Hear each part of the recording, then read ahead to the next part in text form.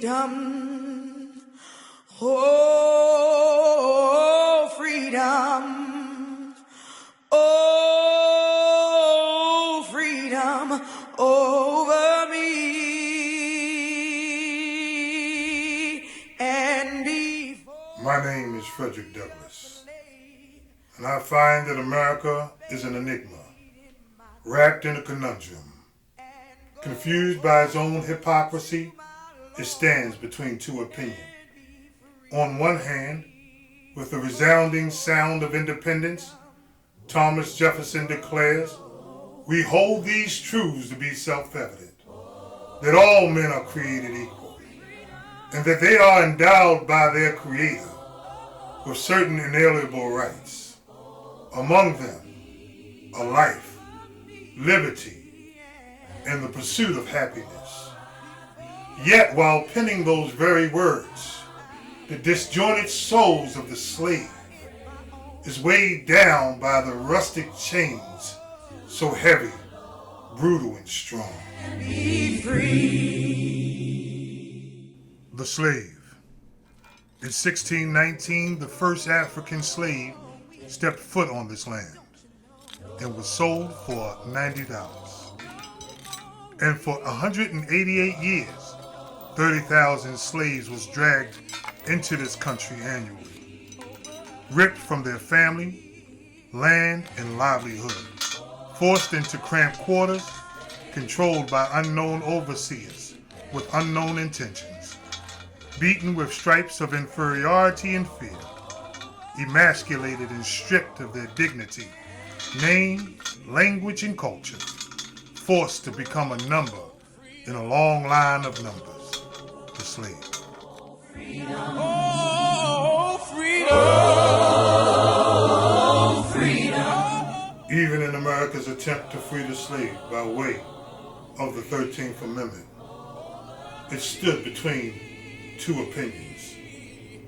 Neither slavery nor involuntary servitude, except as a punishment for a crime whereof the party is duly convicted, shall exist in these United States.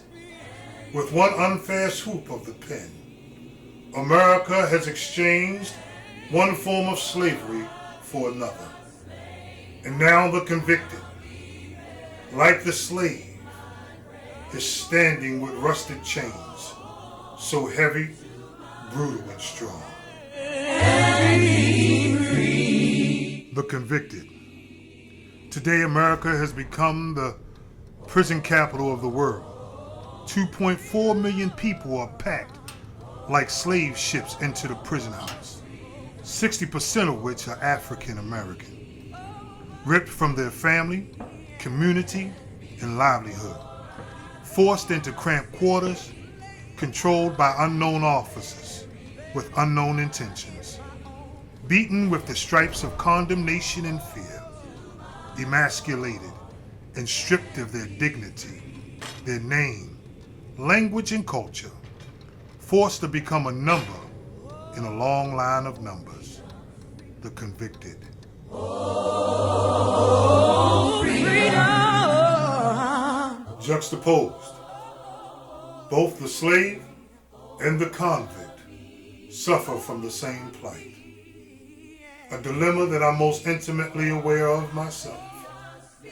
That is, how to free yourself from chains that are so determined to bind you. Well, I found my solution in the power and importance of an education. You see, when I was a child, my slave master's wife taught me how to read.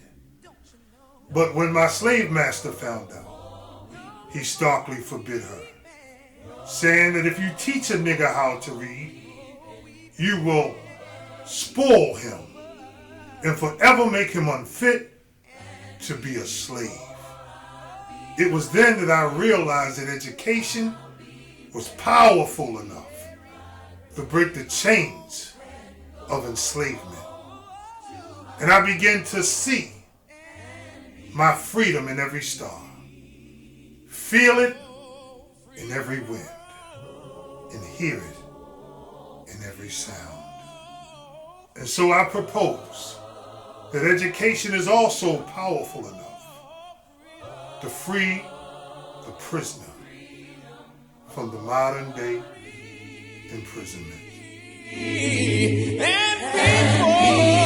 Hello, my name is Thomas Anderson, and as a former lifer, I spent 22 and a half long years in the Maryland State Prison System. Frederick Douglass inspired me. He taught me about the power and importance of an education. And because of the Second Chance College program, I stand before you today, a proud student of the University of Baltimore.